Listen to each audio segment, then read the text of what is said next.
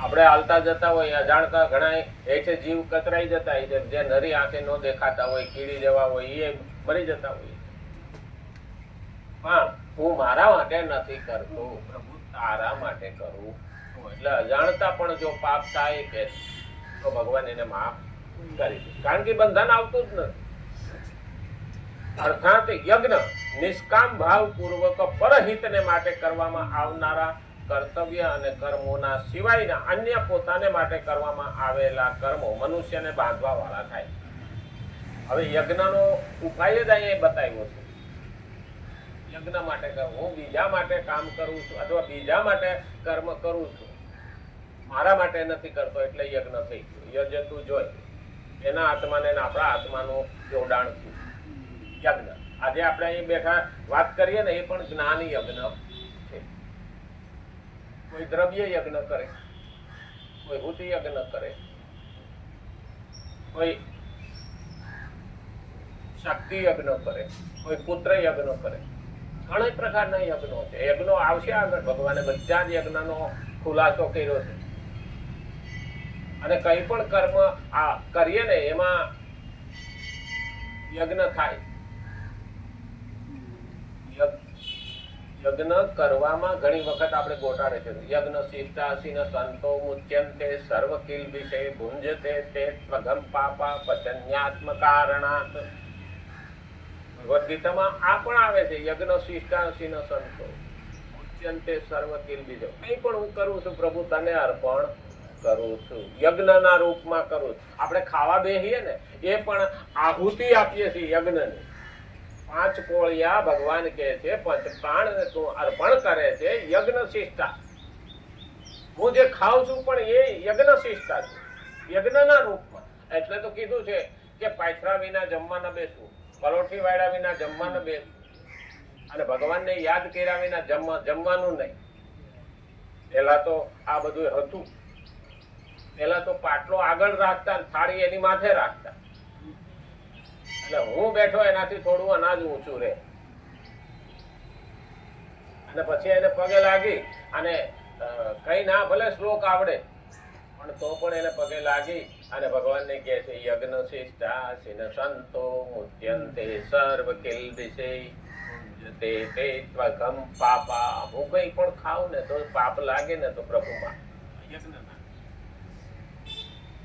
કારણ કે ભગવાને જીવો જીવસ્ય જીવનમ અને જીવો જીવસ્ય ભોજન.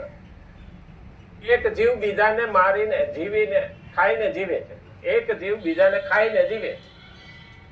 જીવો જીવસ્ય જીવનમ અને જીવો જીવસ્ય ભોજન. જીવ જીવનું ભોજન કરે. આપણને ઘણી વખત લાગે કે આપણે તો શાકાહારી છીએ, તો રીંગણા, કારેલા, તોળિયા એમાં જીવ નથી. બાજરી, મકાઈ એમાં જીવ નથી. 84 લાખ યોનીમાં 21 લાખ યોની એની છે બીજ. એ બીજમાંથી ઉત્પન્ન થાય છે ને.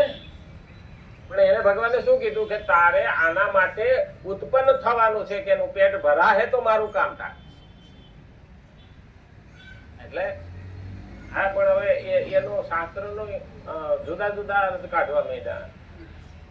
એટલે તો પેલા એક ભાઈએ તો મને કીધું હતું, મને ઈંડા છે ને કે એ વેજીટેબલમાં ગણાય, એટલે શાકભાજીમાં ગણાય. મેં કીધું કયા છોડવા ઉપર ઉગે?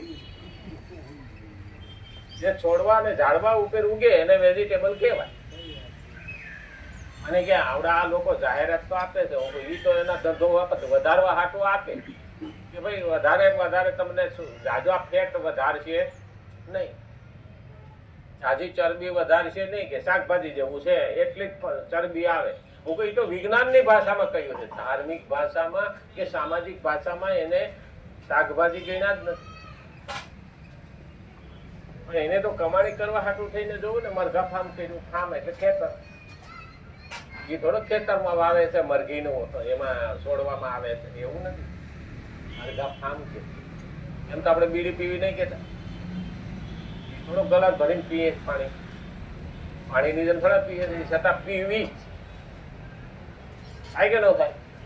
એમાં મરઘા ફામ એ ખરખું વિજ્ઞાન જો માનતું હોય ને તો એ યોગ્ય નથી. હવે ખરેખર જોવા જઈએ ને તો વિજ્ઞાનમાં તો અમારે ડોક્ટરો કે લેબોરેટરી કરાવ્યા પછી કે આને લોહીમાં એટલા સેલ ઘટે એ પૂરા પાડવા પડે. આ બેનો એમ કે ના ના આ સેલ ભરાણો અમારે જવાનું. આ વળી કેટેટરી બોલો આવે ને કે મારે બેટરીમાં સેલ થઈ ગયા.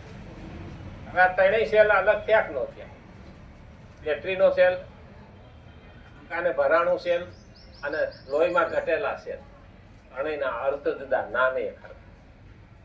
આને પણ સમજ પડે સાધકને ન તો કોઈ વસ્તુ પોતાની માનવાની, ન કોઈ કર્મ પણ પોતાને માટે કરવાનું. પોતાને માટે કરવામાં આવેલા કર્મો બંધનકારક થાય. અર્થાત યજ્ઞ નિષ્કામ ભાવપૂર્વક પરહિતને માટે કરવામાં આવનારા કર્તવ્ય અને કર્મોના સિવાયના અન્ય પોતાને માટે કરવામાં આવેલા કર્મો મનુષ્યને બાંધવા વાળા થાય છે. યજ્ઞને માટે કર્મ કરવા વાળા સાધકના સઘળા કર્મો સંચિત કર્મો પણ વિલીન થઈ જાય છે. સંચિત કર્મ ચોથા અધ્યાયમાં 23મો શ્લોક આવે છે. સંચિત. હવે સંચિત એટલે ચિતે કરેલું ભેગું, ચિત્તમાં થયેલું ભેગું જે કર્મ એ આપણે અહીંથી લઈને જવાના એને સંચિત કર્મ. એમાંથી આપણે આવતે જન્મે ભોગવવાનું છે. સંચિત કર્મ. ચિત્ત આવ્યું એટલે ચિત્ત અને મન જોડાયેલું છે. અને અહીંથી જઈએ છીએ ત્યારે વાયુર ગંધાની નિવાસયત શરીરમ યદવાપ્નોતિ 15મો અધ્યાય 8મો શ્લોક હમણાં જ આપણે પારણ કર્યું. અહીંથી વાયુ પસાર થાય છે તો ગંધ અને દુર્ગંધ સાથે લઈને જાય છે. એમ આ દેહમાંથી આત્મા જ્યારે પસાર થઈને જાય છે ત્યારે સત્કર્મ અને દુષ્કર્મ સાથે લેતો જાય છે. આપણે 15મા અધ્યાયમાં ભગવાને તો સમજાવી દીધું. તો અહીંયા એ કીધું છે કે સંચિત કર્મો પણ વિલીન થઈ જાય. જે દુષ્કર્મ ભેગા થયેલા હોય ને ચિત્તમાં એ પણ વિલીન થઈ જાય. હું મારા માટે કરતો નથી. ઘણા એવું કહે ને કે મારા પાપ બળે કેવી રીતે, મારા દુષ્કર્મ બળે કેવી રીતે.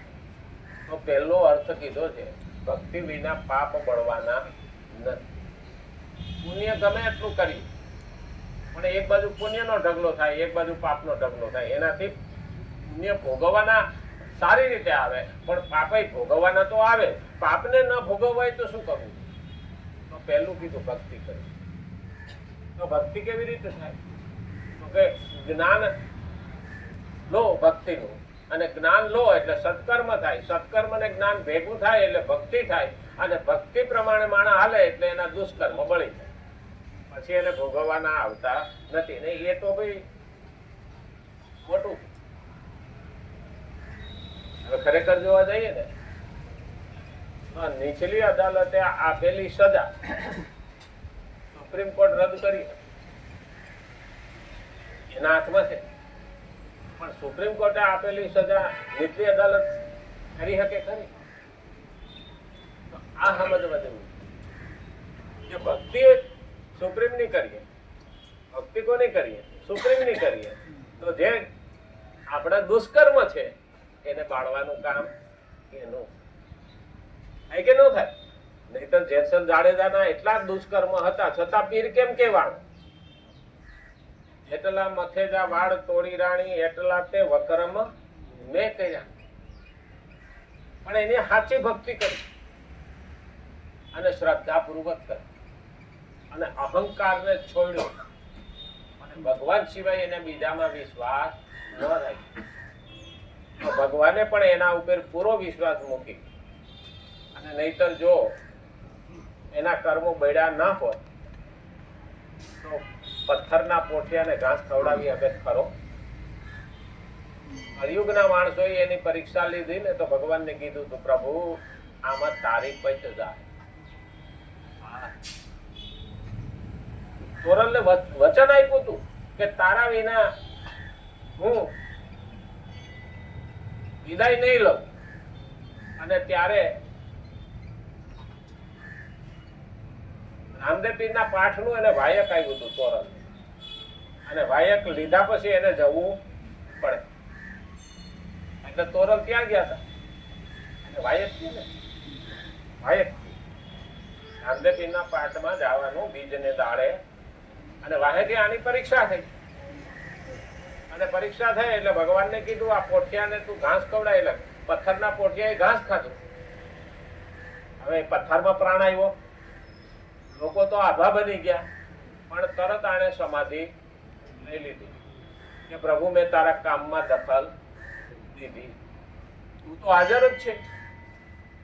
પણ હમણાં કોઈ મળદું લાવીને મારી આગળ મૂકી દે કે આને જીવતો કઈ, તો તે જે નક્કી કરેલી છે સૃષ્ટિના નિયમો, કાં તો એને ભંગ કરવો પડશે અને કાં તો તારે એને જીવતો કરવો. અને એટલે એને સમાધિ લીધી. અને તોરલ વાયક માંથી આવે છે, રાતે ભજન હતા અને બીજે દિવસે આવે છે કે એને સમાચાર મળે કે જેસલે તો સમાધિ લઈ લીધી. તો એને કીધું મને વચન આપ્યું છે જેસલે કે ઈ મને મૂકીને જાય, મને ખાતરી છે. અને અહીં આવે તો સમાધિ ઉપર ફૂલ મૂકેલા હતા કે અહીંયા જેસલને સમાધિ દીધી છે. અને ત્યારે તોરલે કીધું તું તમે વચન ભંગ થયા ને મને મૂકીને ગયા ને, ત્યારે જેસલે કીધું ના ના તારી રાહ જોઈને બેઠો છું, હાથ બહાર આવે. અને પછી બેની સમાધિ. પણ ભક્તિ વિના દુષ્કર્મ પણ નાશ ન થતા અને ભક્તિ વિના મુક્તિ પણ મળતી. એટલે ભક્તિ મહત્વની છે.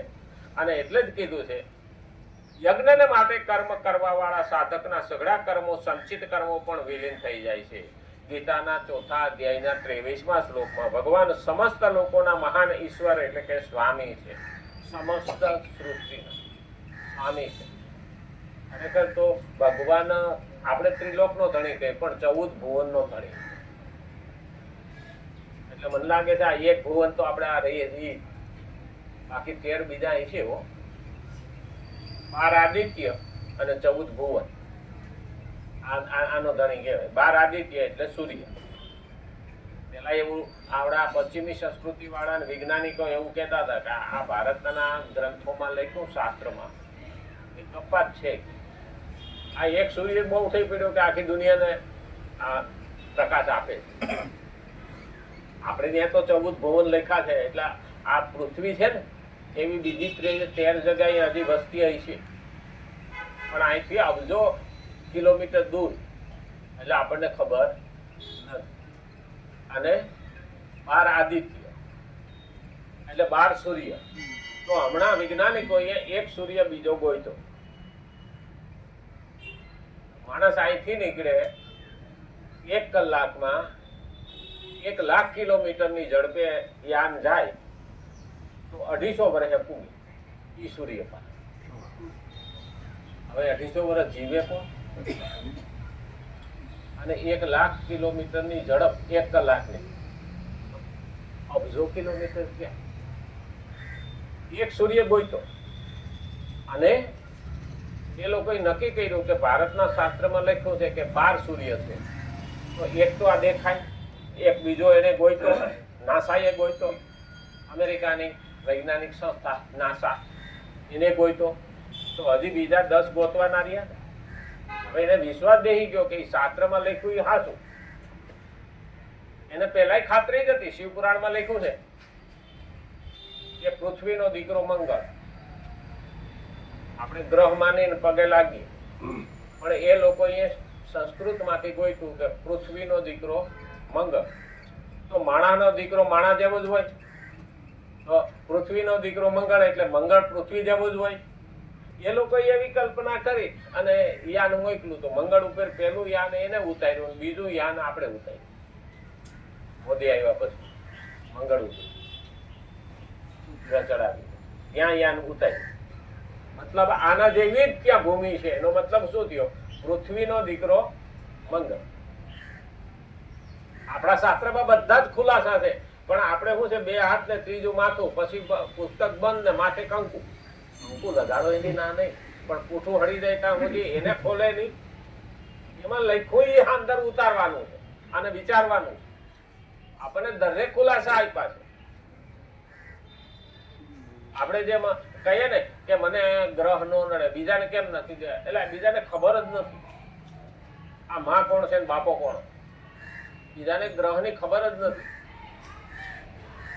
અને એ કે